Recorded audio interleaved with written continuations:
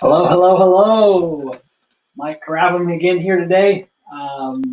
Hey, we are going to talk today about the two biggest mistakes and two biggest successes that I've had, and how you won't duplicate the mistakes. Yes. So, how do we learn from the big mistakes and the big successes in our lives? That's what today's talks about. So today, we're going to spend about 20, 25 minutes talking about that, and I'll hear from some real life stories, the good ones and the bad ones from my past experiences. And again, just introduction for those who don't know, my name is Mike Gravel. I'm a six-time founder. I have done all the crazy stuff that startup founders do. I've raised lots of money, lost lots of money, I've failed, I've been successful, I've sold a couple companies. So I understand the craziness of the journey, and that's what I do is I help people launch ideas and hopefully save some time and aggravation. So again, based here in sunny Seattle, Washington. Is it sunny all year round here as it is today? So let's get started. And give me a thumbs up. Let me know, if it's your first time watching a LinkedIn Live. It's a fairly new platform. I've been on it, I think, now 6 weeks or so. I do at least 2 shows a week. I'm trying to probably go to 3 in a couple weeks. I also bring on guests from time to time to talk about fun stuff. And, if there's anything you want to know, put some comments or questions in the comments. Give me a thumbs up. Let me know if anything good or bad or different in the comments. And feel free to share this and subscribe. Do all those cool things because we're on, we're streaming live, my friends, streaming live. So, okay, so let's talk about, let's start with the two mistakes. I'm going to talk about the big mistakes and the big successes I've had. So I'm just going to pick two of both. Let's start with the mistakes. So here are two big mistakes. One is a company I actually started with a friend of mine, a very good friend of mine, years and years ago. I had just sold a wireless company. We were an app building company in the wireless space. And so I started helping my friend out, Sean, and we were, we were working on this. Basically, it was a general contracting company that was just kind of getting started. I mean, he'd been around a few years, but it was just kind of getting to the size where he was, needing to hire a bookkeeper and starting to kind of get some staff around and stuff. So he's like, "Hey, can you help me hire my first bookkeeper?" So, I said, "Oh, sure, I'm happy to help out." Well, 6 months later, 9 months later, I was there, full time, and we were doing some crazy stuff, and we were growing like absolutely mad. And we started putting some processes in place, and I helped build some software to help manage the business, and it was just crazy growth. And this was like 2004-ish, 2005.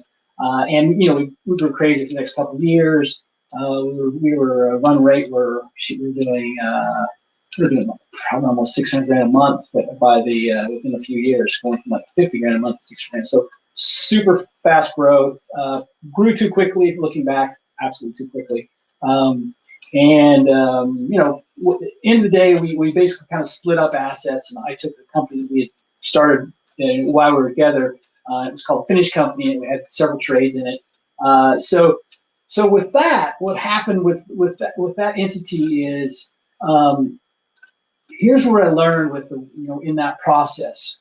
One is control your payroll costs and know what your payroll. So one of the here's a great story about payroll and cash flow, right?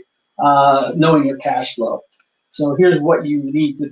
Here's the reason why you need to know your cash flow. So one time during the Finish Company, which is towards the end of having that business, I had to walk in and tell the staff, which is about 35 people, that I couldn't make payroll. Like we couldn't pay payroll. It was on Friday. I think I told them like on Tuesday that I wouldn't be able to pay payroll until the following, I think it was like Thursday. It was super late. And remember, these people, they're relying on their paychecks to pay the rent, buy groceries, all that stuff. So super hard conversation. Man, it's brutal for me to say those words. But at the end of the day, we got through that and ended up closing it, several months later. But the reason why those things happened because one, I wasn't managing payroll correctly, but two, I really wasn't managing the cash flow. I wasn't watching the right metrics to manage the cash flow. So know in your business where your cash flow is. Some businesses, especially if they're growing, they're going to be eating the cash out. I mean, just eat, growth really eats the cash flow up, especially if you have long sales cycles. So, understand your metrics. So your cash flow is, you have someone, whether it's yourself or someone close to you, tracking the cash flow. So you know exactly what you have and looking forward, to be able to pay things. Second thing, the third thing I learned was after, managing payroll, after managing cash flow, was passion. I didn't have the passion for that business. I mean, I'm just not a construction guy. I love growing businesses. I love building businesses. I love building processes and so we can grow. I love doing all those things, but I had no interest in the construction related business. I mean, we at the end we were doing some finish work, which was really interesting. I quite enjoyed it, but I really had no passion around it. It just wasn't exciting to me. So at the end of the day, those are the things I learned from that experience. Manage cash flow, manage your payroll, know where your payroll is, and have a passion, have a real belief in what you're doing. And I just didn't have that, especially that last part. So those are my learnings from that. Second big mistake, for a company called a Package Guard, which is a frisbee-sized device that protects your packages from being stolen. I invented the product. I took it to market. Got it patented, all that stuff, right? Had it designed, the whole thing. So I went through the whole process of a hardware startup, which is super hard, by the way. But here's the thing. I mean, in building the product, I talked to people, I talked to customers, potential customers, so I really knew what the product was supposed to do. And actually, it was a pretty simple product. It still is a simple product. So I knew what to do. It wasn't rocket science. And so, I found people to help me design the product. And, we designed the product and built the product. And here's the things that we learned out of this, because at the end of the day, we made one really huge decision, and we made a bad, it was basically an A or B decision, and we made the wrong choice. Of course, hindsight's 2020 looking back, but here's what we learned. So we hurried to launch. We were rushing to launch the product, because of package theft is huge around Christmas time. So we rushed to do that, right? And at the end of the day, that really wasn't important, because still to this day, this is almost 2.5 years later, there is still not a product that is kind of in that same space. I mean, it's 2.5 years later. So no reason to rush that, that was completely self-imposed, right? So that's definitely one thing I learned there. Second is especially with a hardware product, you need to take small samplings, like only make 20 devices or 30 devices or 50 devices, and get out in the market and use those in the real world to learn what is doing right and what is doing wrong. We definitely made that mistake. And last, keep it simple. Keep it simple, and especially in the technology, keep it as simple as possible in the early stages. Don't add anything that's hard to make or maybe risky to take. So here, going back, and the reason I say that last is keeping it simple, because when I look back at that A or B decision that we had early on, it was basically a design decision on how to design the sensors of the product, right? When we made that decision, looking back, we should have gone with the simplest way to do it. We actually went with a little more complex way to do it. And at the end of the day, that was the wrong decision. We should have done it the simple way. It would have saved us more money. It would have saved us more time and money, which is the main thing, right? We would have done a lot of things easier. And at the end of the day, that's the technology challenge that we're forced to kind of make that decision, because we made the wrong decision back then. If we would have made the right one, everything would have changed going forward, which would have made everything easier. I mean, timelines, money spent, all those things would have changed just by making that one decision. And we made it as a group decision. It was obviously I had a say in that. It wasn't not my decision. Absolutely, I was involved in that decision-making process. But I just didn't. I should have kept it simple, right? If I would have kept it simple, it would have been a very easy way to do it for all parties considered, engineers, everything. So those are the two big mistakes in my career that I've learned from, and so hopefully I've shared a few things of what you can look for in your product or service, so you don't make those same mistakes. If you're just joining me, my name's Mike Grabham. Let me check let me check comments to make sure I'm not missing something. I actually forgot to do that to start. My name is Mike Grabham here. We're talking about the two biggest mistakes and the two biggest successes we've had, and some things that I can share with you, so you hopefully don't make the big mistakes and hopefully can make some of those successes along the way. So here's some things. Let's talk about. Give me a thumbs up. Let me know. Have any comments? And if you've had many big successes, let me know. Give me a comment about that, and what your success was, or maybe the thing you learned from your success. What was the one thing you learned from your success? Share that in the comments. One thing you learned in your success. So let's talk about the successes now. So we've talked about the mistakes. Let's talk about the successes. So I've had two pretty successful businesses. One was the very first one that a friend of mine started. We actually bought an existing kind of a bit of a failing company, and we worked our butts off. Really, we were young, and we really worked 10, 12 hours a day for quite some time because we really had nothing else to do. I mean, we weren't married, we were single, and we both loved what we were doing. So that there was a magazine that was sold advertising was the company. We also had a corporate benefits program that was attached to that. It was a really unique thing that allowed us to create trade and allow us to have access to lots of kind of restaurants and things where we could trade advertising space for those goods. So the things that we learned in that success was, one, work hard and communicate. I think one of the things that at least from my standpoint, that I don't think I did a good job is I don't think I communicated as well as I should have. I worked my butt off, no question, but I don't think I communicated as well as I could have and should have with everyone. It was a small team. I mean, we started, it was just four of us, that's like four of us. We started, and then we grew to, I think we had 9. We tripled, quadrupled, 7x the revenues. I mean, we totally blew it out the water. Like I said, we had a really, really solid team. So really, understanding how you communicate for the team, I think is one of the things that I learned. And if I want to share that with you so you can use it in your life, is be open about what you don't know and be open about what you do know, right? And be flexible and be over communicative is really helpful, especially if you're young and you're working with a young team, right? Because you just don't know some things because you haven't been through a lot in just in life in general, right? Hire great people. That's an easy one, right? It still comes to day. You'll hear it every time, all the time. Hire great people. We had some awesome people, and that is really the key there, right? Just have awesome people around you. Smart people. Last on that, what I learned was, know where you want to go. I think that was what we did really well there, is we knew what we wanted to do with this business. I mean, we knew within the first month where we wanted to go.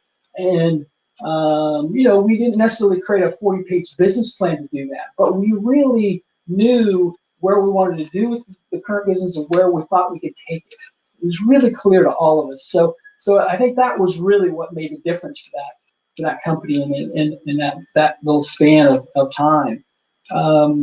Again, we're talking about the two biggest mistakes and the two biggest successes I've had over my career, and what we can learn from those. So some things that you can take away and hopefully won't make the same mistakes, or you can learn from some of your failures. So I'm just checking the comments so I don't miss any of the comments here. So the last part, or my last success, at least I think big success, was a company called Wireless Realty. We were one of the first ones, to do a wireless app for the real estate vertical. So we were the first guys to do maps and pictures and all the cool stuff that is so commonplace today. But this was in 2003, 2004. Really early. We were actually probably about 9 months, maybe 12 months too early, because we were a little ahead of the handheld devices at that point. But the iPhone wasn't there yet. BlackBerry was not. It was black and white, and we couldn't really use pieces and parts of that. So not till the Palm Trio, if you remember that, Palm Trio came out. That was the first device that we could really work on, which it was awesome. Once we had that device. So yeah, so we had grown in both the U.S. and Canada. Our development was down in Canada. We had an office down here in Seattle. We had customers all across both Canada and the U.S. We worked with MLSs, regional MLSs. Anyone knows anything about the real estate vertical, it's a kind of crazy vertical. But yeah, so we sold directly to real estate agents and some brokers, but mostly just direct to real estate. And at the end of the day, what we learned was, because this is why I believe we were a little early on the devices, because we were literally making more money selling devices than we were selling our software, because no one had the devices yet. They all wanted them once they saw they were available. So we became resellers for all of AT&T and T-Mobile and Verizon back then. So we were actually making more money selling devices than we were software. We ended up selling that company to a small public company up in Canada. It was in the real estate vertical, as you probably guessed. But really, here's what I learned from that experience. One was, make sure you find great investors. We had an absolutely awesome one main investor. Was really the man behind it. We had several investors, but one main guy, and he was awesome. I mean, we met with him, almost weekly. He totally had his head in the game. Knew what he didn't know, knew what he didn't know. I mean, he was just an awesome guy, and did a great job of managing that. So find great investors, and you'll hear me talk a lot about this, that when you're talking to investors, there should be an interview back. You should be interviewing them as much as they're interviewing you when you're looking for an investment. You'll hear me talk about that in other videos. And then, when you are coming into an industry, especially the real estate vertical, where it's so relationship based, and there's only 1 million realtors in all of North America. There's not that many realtors, right? So it's a fairly small industry, and we were lucky enough to hire people that were already in the industry and to join our team. And that was really the key for us to grow. That really allowed us to get these MLS boards on our side and to use our product. Without having those industry connections already built into some of those people we hired, it would have been a much longer road. So again, if you're entering an industry that you're maybe you are personally, that as a founder, not super well connected in the industry, make sure you find someone that is. They can save you tons of time by introducing you just to a few of the right people, like great PR people. We got introduced some great PR people early on, and really allowed us to expand pretty quickly.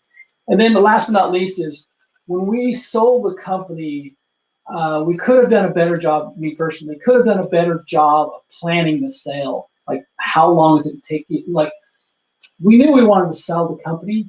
We knew we wanted to start looking for a buyer. We could have started looking 3 or 4 or 5, 6 months before we actually did. It would have saved us. It probably would have made our valuation better, no question. And we would have been in a better position. We would have had more leverage, etc. So plan that farther out as far as you can. That will save you a lot of time and a lot of aggravation. I'm just checking comments here, so I don't miss any comments on our live. So those are the things that we learned, from my experience is, in that instance with Wireless Realty was, find great investors, hire people that already have industry connections, hugely valuable, and then plan ahead for the sale. So the same goes when you're, if you're going to sell your company a year from now, there's no reason you shouldn't start talking to people. Just talking to people about what they're looking for, see if it's a good fit, see if it's a good fit culturally, right? All those things could be done well in advance, and they should be done well in advance, because it's really going to help you set up. Because you don't want to go into a fire sale where you're like, holy crap, we have to sell this because we're either running out of money or we're in the market or whatever the reason is. But you really want to do that early on. So the faster, quicker you can do that, the better. So if we look back at all this stuff, over the big mistakes, the big successes that I've had, I mean, it's a journey. I mean, it is a journey. It is not for the faint of heart. Starting a company, and especially being a founder, whether you're part of the 2 or 3 founding team. I was talking to somebody just yesterday on the phone, and they were talking about how hard it is to be just a single founder. He's a single founder, and how he says how lonely it is at the top. He usually doesn't have people to talk to. So it's a journey, so be prepared for those kind of things. Surround yourself with smart people. Surround yourself with smart either mentors or advisors, and just be aware of things that you do not know. I think it's important that you know what you don't know. It's important that you are aware that you have to learn things. You have to rely on other people to gather information, and then evaluate that information as best possible. So the journey's not easy. It's totally ups and downs, as you can guess. I mean, just think about that. Those four instances in my life, the successes and failures. I mean, it's like this, right? It's crazy, but it's a lot of fun, right? That's why we do it, and it's a lot of aggravation. So the trick here is to believe that you're going to get it done. Have a lot of passion for your product, as I talked about earlier on. I had a project that I didn't have the passion for, and I think that was one of the reasons why we didn't go as far as we should have, because the concept actually was very cool. I mean, we really had a good concept there. I think I just didn't have the passion to push through it when it got really tough. So, and it's going to get tough for most everyone, like super tough, like really hard decisions, things you just never thought of. So be prepared for that kind of stuff by surrounding yourself with great people and planning ahead. So that's it for today. I will see everyone next week, and be sure leave comments in the leave your comments in the section below. Subscribe. Hashtag Ask Mike. I'm starting to use that hashtag Ask Mike on LinkedIn or wherever. Actually, we'll be using that on all the platforms. So again, thanks for showing up. I appreciate it. You guys take care. Let me one last time to make sure there's no one I need to help out here online. And until next time.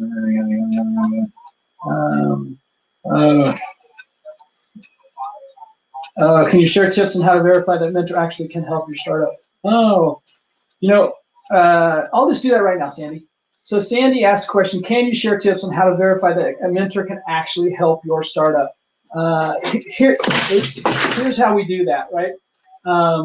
What we have to worry about when we're finding a mentor is, one, do they know your business, right? Do they understand your business? That's the piece that's super important. Do they understand how your business works, how your industry works? Do they understand how to grow your type of business? All those things matter, Sandy. So I would say, making sure your mentor understands the business and the industry are the two most important factors. And then the third thing, which this is your responsibility, is especially if a mentor, you have to share what you don't know. Like, you need to share your weaknesses and strengths so they understand what you do and do not know. That's the critical piece there. So that's your responsibility to do that. It's no one else's. You have to share with them what you lack and what you don't lack. And I would even do, when you're looking for mentors, is do like, hey, I'm looking for this type of a person in a mentor because I lack these things, right? So that's kind of the short answer, but you can DM me and I'll give you longer answers. And until next time, thanks a lot for everyone. Be safe. Have an amazing day. Bye-bye.